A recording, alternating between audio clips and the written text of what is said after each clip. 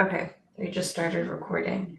So first we're gonna start with Lewis giving us an update on the stuff that he's worked on with Catherine for the chatbot stuff. So if you wanna just talk about that. Okay, I'll just quickly share my screen if I'm allowed to. You should be able to, yeah. Yes. Awesome. Alright, so we're kind of comparing some of the different models, and the idea was kind of looking at like reasoning and more exact the ability they're able to reason in different steps. So for that, we kind of create a bit of a complex kind of reasoning pattern in which we have like little matrices, and the LLMs have to basically solve the matrices given a order of transformations. And they became more and more complex to kind of see what level the different LLMs could actually solve them at. And that should then demonstrate basically reasoning on different levels. So just with an example kind of to understand it. Oh, if someone has a question, feel free to also jump in. Yeah, Velda, she has a question. Sorry, Louis. Yeah. When you say two methods, can you explore a little bit more what the methods are? Yes, Yeah. I'll go into that now. Okay, So it's basically for procedural reasoning. And the method, basically, because I didn't want to use a benchmark which exists, because if a model is trained on that benchmark, it will always perform extremely well, and it's not really a fair comparison across different benchmarks. So basically, I created just a small benchmark we could use, which uses 3x3 matrix, which can be seen like as, for example, here. And then a combination of different transformations, which was always the same for each one of them on 5 different levels, each level becoming more complex with more transformations, so transformation steps. So that goes into the kind of the procedural reasoning, how well it can follow instructions. And then the output matrix should basically fit with the theoretical output matrix following the transformations. So like the first example is just this one. And all it had to do was it had to add 1 to every element and then take the modulo 4. So basically this is just a 2-step process. It adds 1, then modulo 4. How well can it follow the instructions? And then the LLM basically gets as a task, and the output should be then this, which for Gemini was correct. And then just as an example, I'll later show the actual results. The more complex ones then had multiple transformation steps, which it had to follow. And depending on if it followed it correctly, it would have the correct output. If it didn't have the correct one. Sorry, real quick, Glenda just put in chat, if you could increase the font size. Oh, if you can, I don't know if you can. You can try and zoom in or something, like just increase the I screen. can't. It's notes. Like this. Yeah, I'm. What about this? I generally, it's like the first. I can't do anything.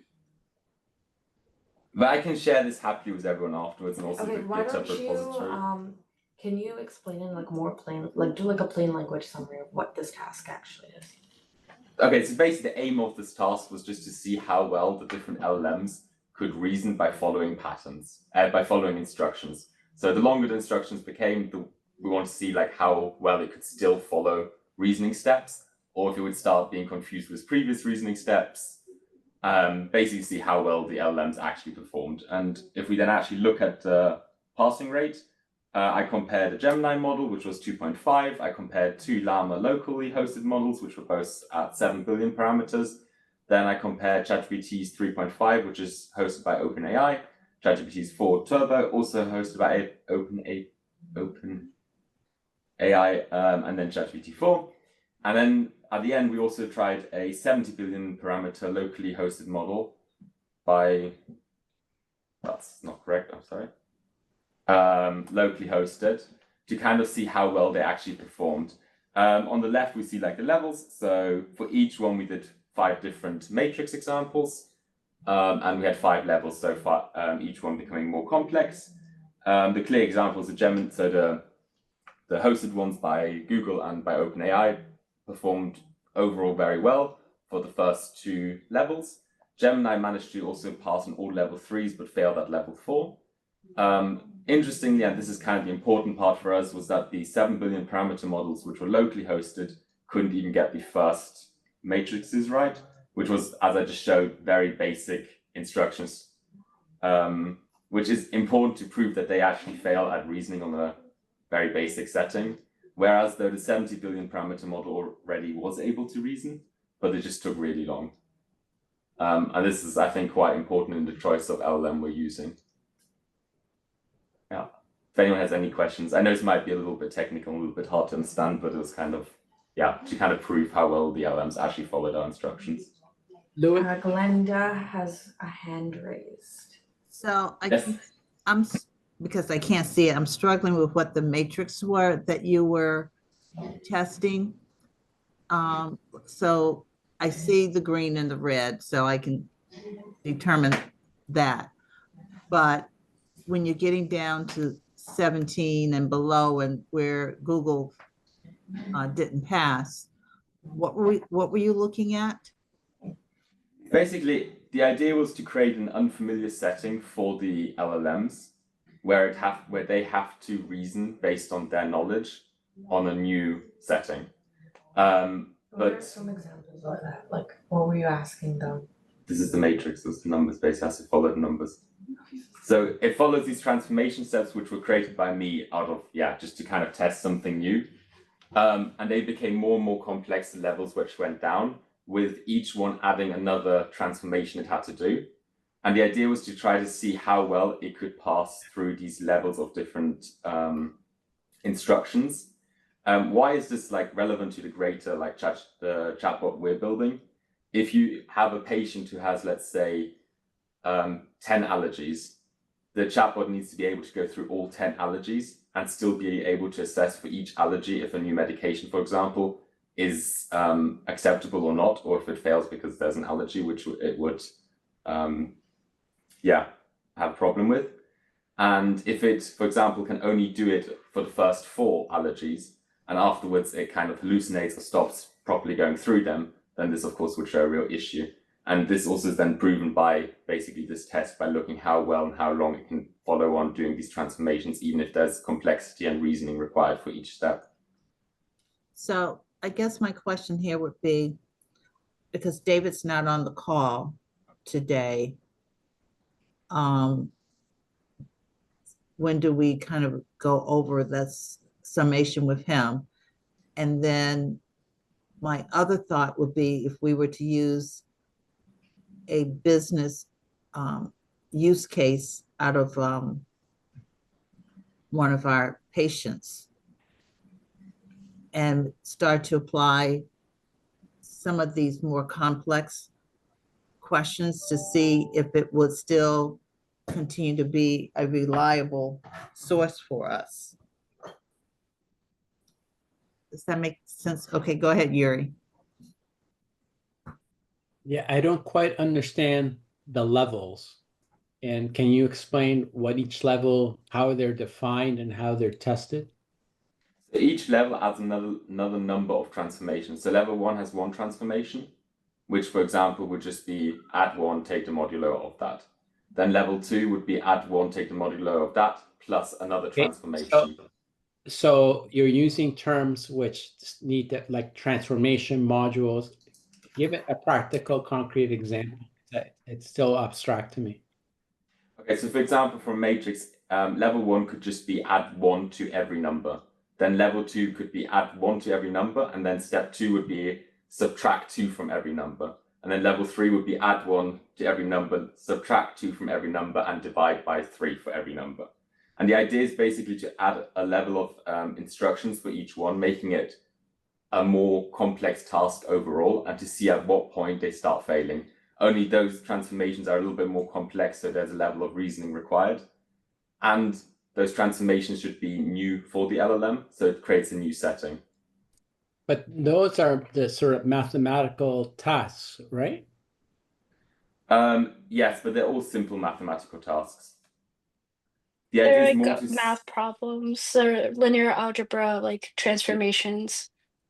So it's Exactly. like different levels of math problems. So I'm guessing the first transformations are probably really simple ones that would take like a human, like, I don't know, 5 to 10 seconds. And then the harder ones would probably take a little bit more time if a person was doing it. And so therefore, just like more challenging levels of matrix manipulations and transformations. So the question is how to then take this and make it more concrete and applicable to the kind of work that we're doing. So for example, we're giving people a health literacy test. And it's more than a reading test because there's something that they have to sort of calculate the number of calories. So it's actually a numeracy test as well because they have to do some basic math. And so maybe Ava, you could show the health literacy test as an example. And, I guess, it'd be interesting if we were to give that same test to the machine, whether we would get a perfect score or not. And, the humans aren't getting a perfect score, but, I think we'd have to sort of come up with levels that are pertinent to medication and medication comprehension. That's sort of my suggestion of how to make this more relevant. This is kind of what I've been working on next, and this was like basically this week. I started then creating basically the same type of approach of kind of having levels of instructions, which created like a fictional patient, and then said like they have these allergies and always increasing the allergies by basically 1 and giving it more drugs basically. So to see at what point would it be too many drugs or too many allergies for it still to always get it right. Because that's at the end of the day, in my personal opinion, what's relevant for the chatbot. And if it becomes to an extent where it's too much information or the reasoning of the LLM breaks down too early, it will then no longer be able to like accurately identify the relevant information.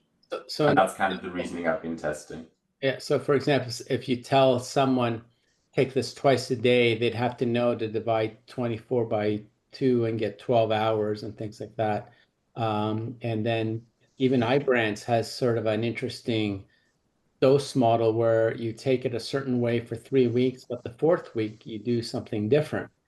So, I think we could start coming up with levels of reasoning that are medication related, dose related, and classify them by the number of transformations that you have to do to solve each of those tasks and call them level 1s and 2, and then create our own sort of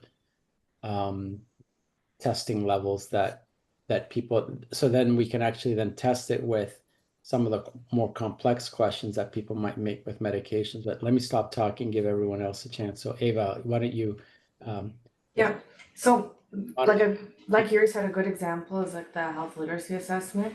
So like one of the questions, so there'll be a nutritional label that shows like the serving size and all of that stuff, and one of the questions will be like, how many servings is like on this nutritional label? So you just have to look at it and say, okay, half a serving is on this label.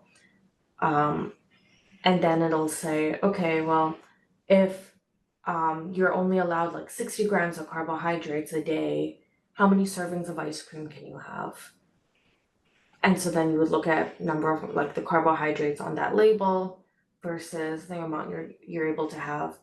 And then like another question will add something on top of that. So you are allowed like 60 carbohydrates a day, and that's with 1 serving of ice cream.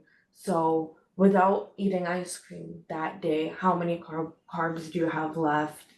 And then there'll be another one where it's like, okay, then what percentage of carbohydrates make up yours, like the serving of ice cream in your daily intake and things like that. So it like gradually gets a little bit more complicated. And then there'll also be like one of the questions is like, pretend you're allergic to the following things, and it'll give you a list like penicillin, latex gloves, peanuts.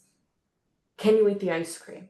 And so then you look at all the ingredients and there's peanut oil. So then you'll say no, and then you'll ask, oh, why can't you eat this ice cream? You say, because that has peanut oil.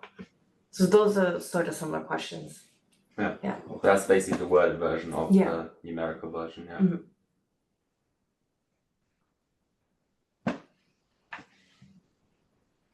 So I think Valdecci and Glinda have their hands up. Yeah, isn't, so what I like to think, and I'm sure Glenda probably is going to say the same thing, right? So if we have a complex human being with a complex regimen of drugs, and I wonder if a Gemini would perform than the other, right? Because 4 of them stop at level 12.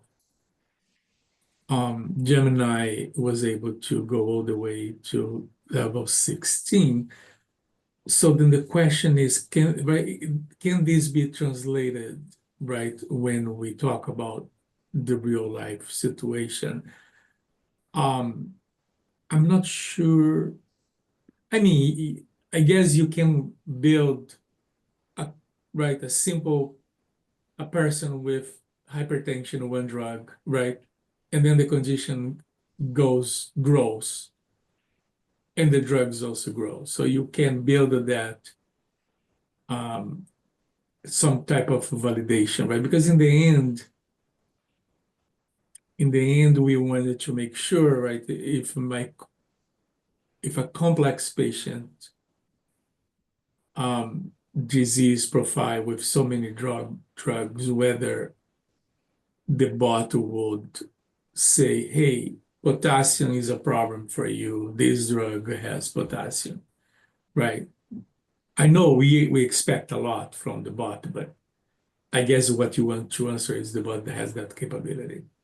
Like, for example, like if there are 2 medications in the regimen that do interact with each other, and like one of the sample questions that we have participants are like, oh, do any of the drugs interact with each other? It's gonna say yes, but it's like in real life, the doctor would probably say, okay, take these at different times so they don't interact as much. Like take one in the morning, take one at night. But then the second drug you need to make sure you're taking with something to eat. So it's like the chatbot being able to, like have that in Yes. mind. Yeah. And That would be like a real life thing, yeah. yeah, another aspect, right, to whether when comes, I think eventually we need to make a decision how much we want the chatbot start making judgment, right? Because if there is a drug interaction, it should flag, and then the patient talk to the doctor, right? Because when we write labels, right? If I write labels for this drug, sometimes we say this drug interact with that drug. If you were taking it, right? If you are having a concomitant treatment, these are what you are doing. Sometimes, but not always.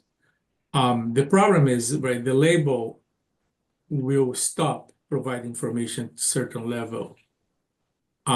We also don't want the bot start making judgment, right, and start creating things. So that's another, right? Will be the another end of a bot who can start put information together and come up with solutions. Okay. But this was why this was kind of important to me, because this is really focusing on if I give an instruction, so I give like 4 or 5 instructions, how can it take that instruction, take the information, and reason to follow my instruction, and then give the output I want. And that was kind of the reasoning I aimed to achieve with this, because that's why it's very like, there's only one really output which is correct, and has to reason to come to that correct output based on the exact instruction I gave it to, which will be the same as what we give it to prevent it from hallucinating or from it start making its own judgments and opinions. Okay. So I understand what you did, and it's more from the technical side. And that's the reason why I said I would love for David or someone from the other person or other people from the technical side to agree with your approach and the results. So I'm back to where Val was around. Let's come back to the personas And let's look at the personas and make them more complex as we go through it, because we want to make sure that the guardrails that we have in place is still giving us the results that we want. If it goes off and the guardrails are not working, then that also tells us that we've got an issue. So for me, I want to see the personas and the complexity of the personas, because that's what we're dealing with in real life, back to what Val was saying. Yeah, and yeah, I will do the same, right? As you were saying, Glenda, that we should build this patient and its regimen in the same way, and then try to make some sense, right? I mean, it would be wonderful if the mathematical ability goes along, right, with the judgment in the drug, because it gives you a little bit more confidence, and maybe they fall apart somewhere, and you're going also to have answers for that, yeah. And that's going to be easy, right? Because we already built Maria, who is very complicated, right? So you just need to make sure that you add one step. Okay. I think somebody else. I think Yuri is saying in the chat, asking Catherine and Maria and Tien if they have any thoughts. You can just unmute yourself. I'm wondering if there are any like intermediary steps between like this simple matrix model and then like testing it on like these more complex personas. Like what are the testing steps that we need to bridge that, bridge the two levels, if we need any. I think probably like what I just said a couple minutes ago, kind of going first at like breaking it down into tasks. But I think this was also kind of what I tried to do with the matrices, was to kind of see the actual thought process. And by just asking the LLMs to print out the thought process they had, it already kind of shows where things go off. And it's always kind of a similar pattern. So I think breaking it down into the different steps of what you kind of want. So looking at how well it can interact with the persona itself and take the information from the persona, then looking at how well they can interact from that information with the prompt, and depending on how complex it is, I think that's probably the most effective way. So then what do you think like the levels would be? Like the same sort of levels you did with that stuff, but like with the persona, what sort of things, like what different levels do you think we could use? Like, some examples, like just off the top of your head, doesn't have to be like. The things, I guess, the personas are quite complex, especially to pass. Like everything is pretty hard for the LLM to truly understand what it should use to answer. So probably seeing at like how much of the persona we can pass and still get an answer which fits what we want, and then the more complexity we add, the better. Like yeah, and that's a complexity, I guess, the levels. Okay, maybe we can like think of questions offline, and then at the next meeting we'll like give some real life example, because I think that'll help us visualize it better. Like Maria said, like how do you get from like the number stuff that you were doing to like actually using the persona stuff? Yeah. Okay, Maybe that'll be something. as like a final note, one of the reasons I actually did the numbers was just to see how well the local LLMs actually performed, and basically to prove the 7 billion parameter LLMs fail on any level of reasoning, whereas this like 70 billion, which is like 10 times the size, was able to reason similarly to the 3.5 models. So it would actually be a fair model to use for our chatbot. I think it'd also be useful if we could see like the rubric that these LLMs are being judged on. So not just like if they got it wrong or not, just like kind of like the different parameters and like where they like suffered. Yeah, I can like happily share that if your- people want that. For your subgroup, or like the one you're leading, I think like for next meeting, just like a short document on like what Maria said, and then just giving us like a little comparison of like, okay, the stuff that you just did and like future steps with the persona and like a reader friendly document, and then you can like circulate it, and I think that'll help us visualize better, like, okay, how is this number stuff that you're doing, it'll help us, Yeah. like, okay, how is this actually applied? Okay, that'll make sense. And then Glenda asked, what guardrails have been built into the chatbot? I think Catherine can elaborate on that further.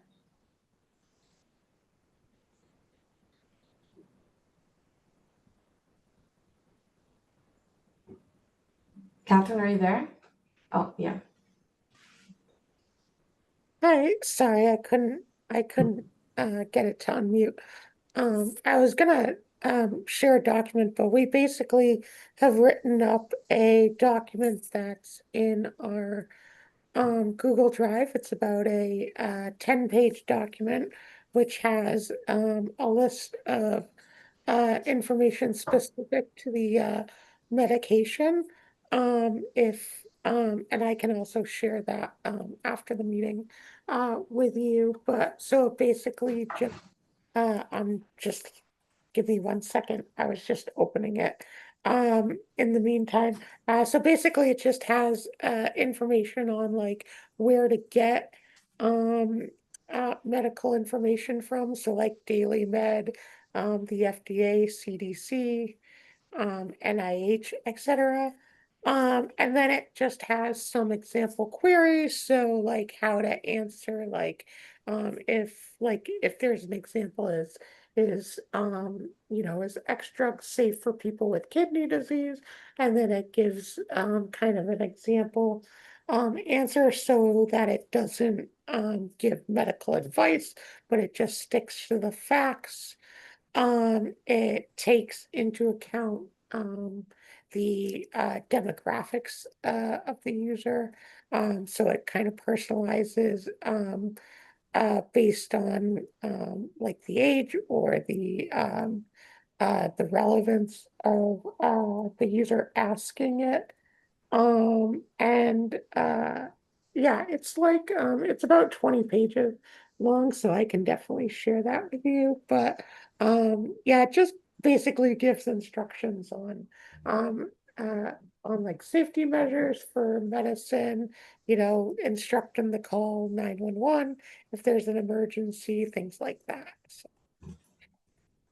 And it also, the documents in the DCI network folder, so if you ever wanted to take a look, or I can, me or Catherine can email it, circulate it with everyone. Yeah, so that's the one I was going off of, the one in the Google Drive. But I didn't want to, it was only marked as I can only share it with people who have access, so I didn't But Catherine, like on the actual DCI network, like the working group folder is not on the drive. Oh, okay, yeah, okay, Yeah. in the group, yeah, that's where I was Because gonna. everyone I here didn't should have realize it access was to in that there. then, yeah. Okay, yeah. Sorry, I thought you were talking about the drive, so. Okay. So thank you, Louis, for taking the initiative to do this. I really appreciate it. Oh, sorry, I forgot that I was gonna ask one other thing, kind of related to what Glenda about Lewis's matrix and everything. And we were talking about kind of integrating the personas with it. And I just kind of wanted to bring up the fact that we want to be careful because we tried to go with a detailed like as detailed as possible with the persona. And we just discovered we ran into issues with that. So I just wanted to kind of, if we do go back to kind of running tests for the personas, not to get, we don't need to go too detailed. I know we had like 30 pages before, and when we were running the chat box tests, we just weren't getting the responses that we want, so we simplified it a little. So I just kind of wanted to just kind of remind everyone about that. And, we don't have to go too extravagant with it, but even if we want to build on the persona for the, So for Kat, the can you be more specific? What simplifications were made? I mean, we just basically took it down from that 30-page document to just that simple medication list and brief background for Mary. So it ended up going from like 30 pages to just kind of 2 paragraphs for Mary, and then the medication list, which just kind of listed what medications, the daily med link, and the dosage information, instead of like all the education and family history. So And was there so you got rid of the journal entry part? yeah, we had like a journal entry and some like just written in her point of view, and we had education and family history and things like that, and it just wasn't kind of it wasn't giving us the results that we wanted. That was the one for Emily. Um, so then we went with Mary. We just kind of went with 2 paragraphs and the medicines, and it went a little faster. So I just kind of wanted to, we don't have to, without going back to, a bunch of information that kind of will get us back to not giving us the answers that we want. So I think we need to start,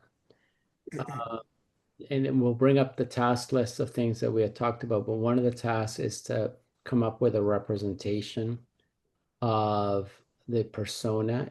Because if we ingest the medical record of someone, it could be like hundreds of pages long. And so we're going to need a way to synthesize that into a shorter representation format. The International Patient Summary is woefully inadequate. It just includes just some clinical aspects. We can use what's there. But I think we need to design that based on how we want it to personalize responses. And so what data do we want the system that's going to need to personalize answers? And so we're going to have to train the LLM on examples of good personalization. We're going to have to come up with a representation of the patient summary that has the data that it needs. And then we're going to need some way to look at the transcripts and give it a score for personalization to see whether it did that. And part of that process might involve certain types of transformation, going from the summary to then merging it with what the question is, with what the response is, and then tailoring it. So I think we're going to have to teach it how to personalize, and we're going to have to, as a group, define what we mean by same with empathy and health literacy. We're going to have to, for each one of these categories, we're going to have to come up with a training material for the LLM. And we're going to need a bigger context window to upload all these training materials or some fine-tuning strategy. Probably something that you won't have to upload, all at runtime. But I think we're at the point where we need to start coming up with it. So when I was writing the annual report and looking over, which I sent to almost everyone, I'll finish emailing everyone the annual report. I think in reflecting in our AMIA paper, we need to define the target of what we think is, like, we want to go from good to great. So what does great personalization mean? And then how do we computationally train it and computationally analyze the transcript? Same with empathy and same with literacy levels. So all of those need technical definitions that we can then compute and give it a score and come up with our own metrics. So, and one last thing, I think in terms of that's something that's in the report, whether we should go cloud or local. If you go local, you know, you won't be able to have the latest LLMs, and maybe you're limited by computing power, but you can tie it to the medical record and have a lot of privacy and security. So how big of an LLM do we need to be able to do those kinds of things like personalization, empathy, optimization, and literacy optimization?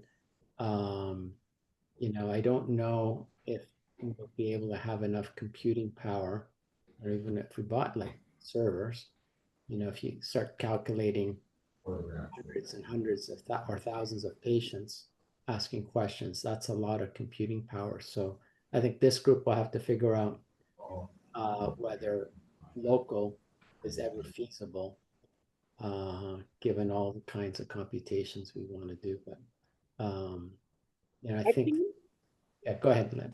I was just gonna say, I think we calculated it just really like brief. We calculated if we were running it on EC2 at a double extra large instant type, so it has enough CPU power, it would be about like 500 a month, give or take. So, you know, somewhere around that. So, you know, just so we kind of have a ballpark for it. I didn't do anything like, you know, too in detailed with the costing, but that was just kind of a ballpark number that I came up with.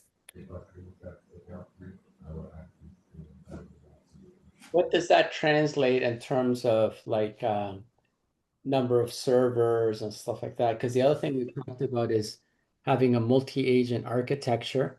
Are we going to need a different server for personalization, empathy, literacy, optimization, and like those units that you just mentioned, Catherine? Can that run on a large instance? The kinds of large instances that we have, or if we were to do it locally, how many servers would we need for this? How big of a I mean, we were on a large instance and it was chugging along with just the one LLM. So I would definitely not do it on a large, and I would probably definitely not do it with just one server. So we probably would need multiple server architectures at least like a double extra large, which again is, I think it's about 64 gigabytes of memory, and I forget how many CPUs. I think it's eight. It's either 8 or 16 CPUs. I can get the exact number after. But yeah, definitely one wouldn't be enough because it chugged along with just one LLM when we were testing it out. So we haven't heard from Tien or Samriti. What are your thoughts?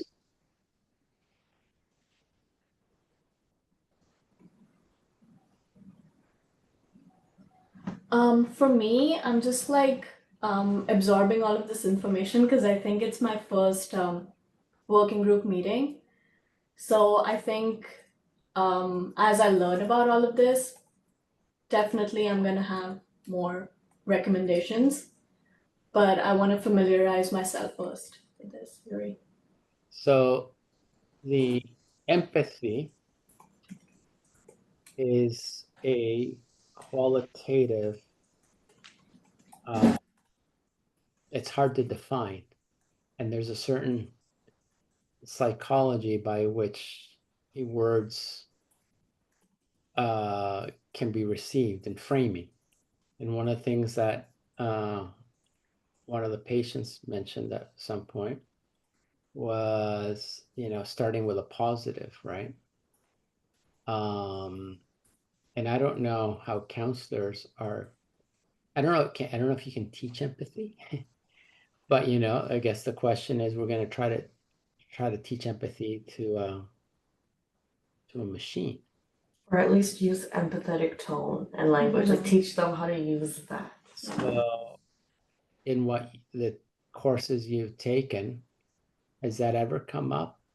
Empathy and the psychology of empathy and how you train people to be empathetic, or is that even a thing? I think, yeah, it has come up a lot. Like, it's a very recurring theme in psychology. And more than that, I think also art of delivering any kind of news is a skill that people like learn over time. So a lot of the times people are like direct, and like there's some news that can be delivered very directly, but cushioned with a lot of like comfort in that. So I think if we use something like that over here, it might be really beneficial. But yeah, empathy is like, I think it would really help with our project here. So take a look at the scale that we used, and I don't know if you have access to the AMIA paper, but Ava can email you the paper that we submitted for a conference in fall. Mhm. I'll send you the annual report that I just finished last night, which summarizes all our evaluations that we've done so far. I think we've got to come to a consensus on that. We haven't heard from Tien, and I want to hear her opinion. And before we go to Tien, so I spoke to Leo Selly last night. He's a faculty member in our division. He's also at MIT.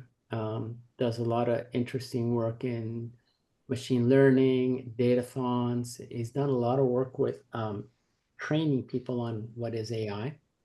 And he does these interesting hackathons, which have morphed over time, and he brings different stakeholders together to look at data and try to interpret that data in different ways. And Tien has participated in several of these.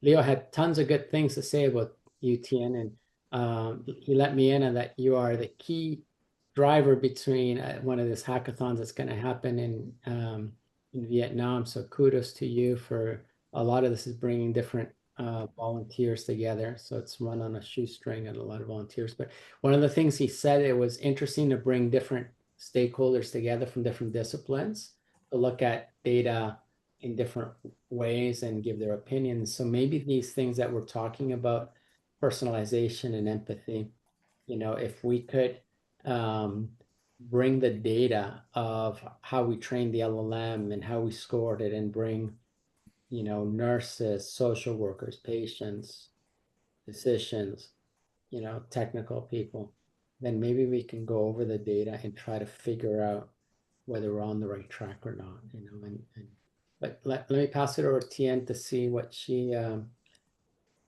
to opinion from what she's seen and whether she thinks a hackathon on this might be useful.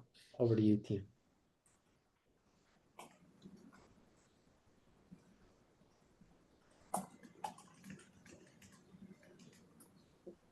Can you hear me? Yeah, I can hear you. Go ahead. Okay, sorry, I was trying to unmute. I would just listen to part of the conversation, and I think like I've brought up that there were cases, for example, like when a patient asks for like social interaction, and it sounds like the chatbot answers can only be yes or no. But I think in this case, it should be more detailed than that. Like it can say yes, but, and then it will explain all the different cases. And I think that should be what we headed to instead of just like pure fact, like black and white, because I don't think that like treating patients is anything black and white. So I think that is what we should consider. And in terms of like how the chatbot can be right or wrong, I think we should spend a lot more time and actually consider how we can evaluate it, because sometimes it can be like in the gray area. And yeah, that's one of my thoughts, and I was listening to like different opinions.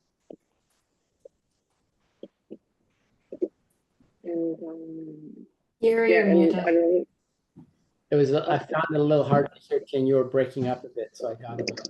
I'm sorry, but I don't know if you've got were you able to hear Tien a little better, Eva? Or? It was a little broken up, but I can follow up on the feedback after. Because I think she's at work right now. So she's probably like, yeah, it's probably like the phone audio or something.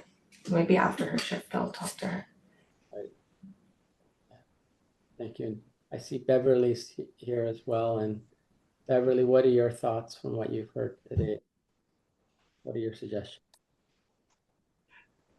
Well, when it starts getting the empathy with machine learning, I was thinking I could reach in because I know we've tried a couple things here too, and I could at least take a look at what we've had more successes with, be prepared at next meeting to, to bring some of that back here to share.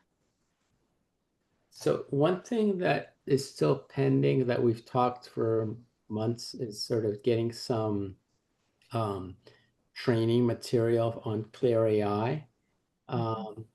Who's the best person for us to connect with that? I mean, what we were talking to Anne-Marie and Louisa, but she's right. Yeah. Let me find out because we've had a lot of changes over here. And particularly in some of the support teams for Anna Louise as well. So I can take that as an action item, Yuri, and find out. And then the other part of it, we've looked at, we've talked about the International Patient Summary and FHIR. IPS, you know, and I've gone to the website, the HL7, and I've tried to find out what's happening with that standard. And I cannot find for the life of me on that website who are the committee members or even who chairs it or when was the last time they met. Same with the FHIR standard that Craig was working on with Vulcan. Yeah. You know, on the HL7 website, if you search EPI on FHIR, so Electronic Product Information, it stands for EPI on FHIR, you'll find the implementation guides that were passed, and the recommendation is really for R5 and above for FHIR. Then when it comes to the IPS, and there's also other standards that are comparable, that's, I would search Gravitate Health instead. So Gravitate Health kind of did a marriage with the HL7 Vulcan teams in order to progress, how do we carry that more structured standard, into the FHIR IG for EPI. And that's what's enabling us to kind of package them up as bundles and, So I've looked there and I've emailed Gravitate. I'll email them again.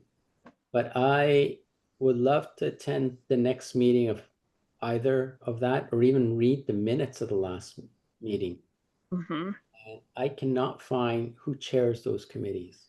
Well, I mean, Greg actually, for the committee for, the EPI on FHIR, Craig actually chairs some of those meetings. I know he's on vacation, so the last couple or the next couple were, oh wait, no, he's back. I think the next one is the 7th of August from 9 to 10 in the morning. And it's a Vulcan BR&R FHIR EPI project team meeting series that we do, but we get into all the code for that EPI on FHIR. Maybe, because I think we're at a point where for the next round of testing, we're going to need to look at putting these labels as SPL or FHIR. And, if there is a test bed of FHIR, because he said there were 4 levels of it. PI. And I'm trying to find the repository of medications that are in that. So I'll email Craig about that. And then the IPS, if you can help me find who chairs that, I'd love to connect with them and just find out if that standard is actually evolving or it's, I found a webpage and I'll send you the one I found. Okay. It doesn't list anyone and I can't see minutes and there's no scheduled meetings. And so I'm going to do my due diligence. And if we can't, and if it's a dead standard, then It's moving forward. But yeah. And then we're also, that's what people say, but I can't find yeah. who's actually moving forward on that. So All I right. need the name of a person, a body that will respond. You know, especially the Europeans, they talk a lot about the IPS, and they said, Yeah. who's working on? Show me your IPS. Show me your encoding. Show me something that you built, and I Yeah. cannot find it. So I'm going to push hard until August, and at the end of August, if I can't find a single body, we have to move on and not give IPS anymore. Because Yeah. No, we can get you people. Send me what you're looking at. And yeah, we'll get on it. help me find who chairs the IPS committee. And I just want to find out where the standard is, because what I found on the internet is very superficial. I mean, it's just a handful of fields that are clinical. It doesn't even capture the full clinical history. Yeah. It doesn't capture any of the values. Yeah. For the International Patient Summary. Yeah. They yeah, send me what you're looking at, but we have people we can send over. Okay, so let's work on that. I'll connect with you offline. I'll send you what I found. Maybe you can find. Okay. Yeah, we can get you looped in on the Craig's meetings too. Super. And then Catherine, I'd like you to attend with me that August meeting that the Beverly just mentioned. And let's see, because I've also reached out to sort of the company, one of the company that does conversions. We asked them if they do some conversions for us, and they haven't responded. So at this point, we need to decide whether we just write our own encoder and forget about the commercial proprietary solutions. But we should stay aligned with whatever Craig is doing. Craig's actually doing stuff, so I have a lot of respect for Craig. So the private sector companies, I asked them, give me a demo of your tool. I've yet to see a tool. So I don't know have you seen the Glemser tool and the kind of stuff it puts out? I have. In fact, we did a whole Vulcan interoperability bridge event. It was an external webinar where several groups were involved, and we actually demonstrated the tools, and we worked with I'd like to see the output of those tools, like the actual electronic file. I want to take a look at it and see if their tool really is compliant with the HL7 standard. And then I don't think it's that hard to build that tool. In the amount of time that I've spent trying to get them to do a demo, I could probably put them out of business by just getting a bunch together open source tool. And so I'm at that point where if it's too hard to buy, build, or demo, let's just build our own. So and so I'm also putting in, I mean, a lot of the meetings are coming out so Vulcan uses Confluence for a lot of the meetings and then various agendas. And then so I sent you a link for all the 2024 meetings. There's another one for 2025. I'll locate that. But I have seen the tool. I think what's really key with the tool is that there's also a layer of testing validation. So, across FHIR, there are a few different solutions out there.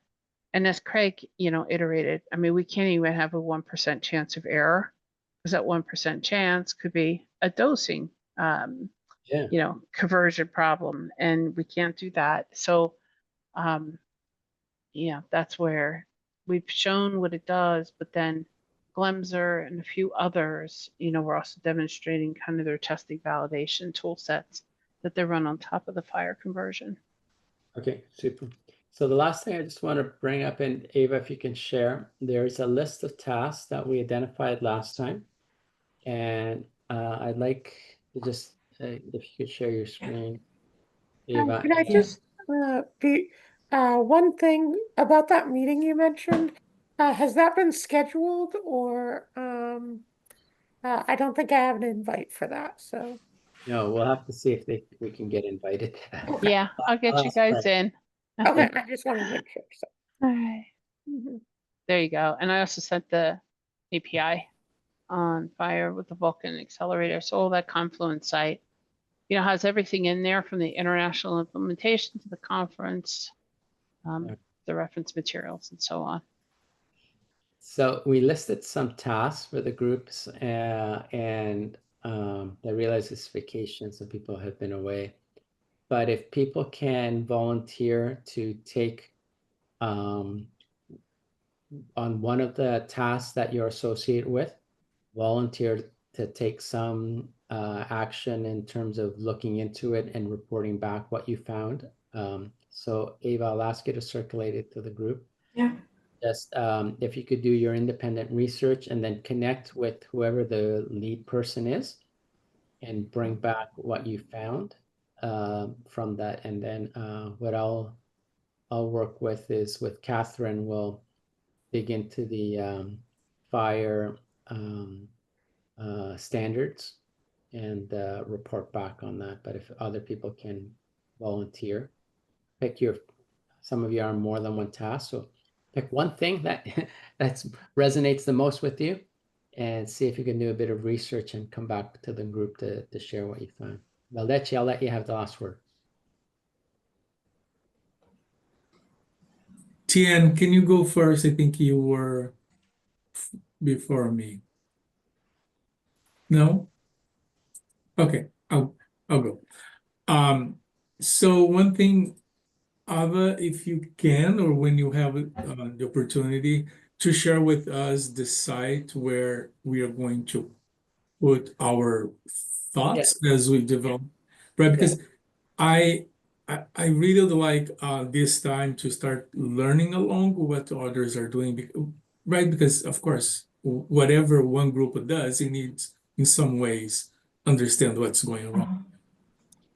So it's in the resource folder area. I'll put it, if you go under DCA network, click on groups, then click working group 2. And then in working group 2, there's a section called resource folders. And then within resource folders, we have each of our subgroups. Okay. Oh, do we have that? Not yet. So Ava, if you could create we do have the subfolders. Yeah, I think we should have it. Yeah, they're there. And let me just share screen quickly. I know we're at time, but the login is my email and probably okay. should be. So yeah, so click on, when you log in, click on groups, then working group number 2. There's a thing called resources. And then there are the folders. And one of them, this will be the 2.2 technical group. Okay. So in here, we have, so if you have anything to add, just upload it to this area. And over time, we'll organize stuff into the subfolders. But you can just click on add a resource and add any document that you come across. If you come across a good report or anything, just go into that. Okay. Thank you. Okay, great. All right. Well, thank you, everyone. We'll keep going and read over the technical annual report. And I think there's a lot of food for thought there for things we still need to do. But I think we've accomplished a lot in a year. And we just saw a demo from some Harvard Medical people doing a chatbot, which had some interesting stuff, but we're down to the nitty-gritty here in terms of trying to figure out better ways to train and evaluate. And I'm looking forward to seeing you all at the conference in September and advancing the state of the art. I'm really honored and humbled that you're with us on this journey. I really appreciate it. Okay. Thank you. Have a good afternoon. All right. Take care. Thank you. Bye-bye.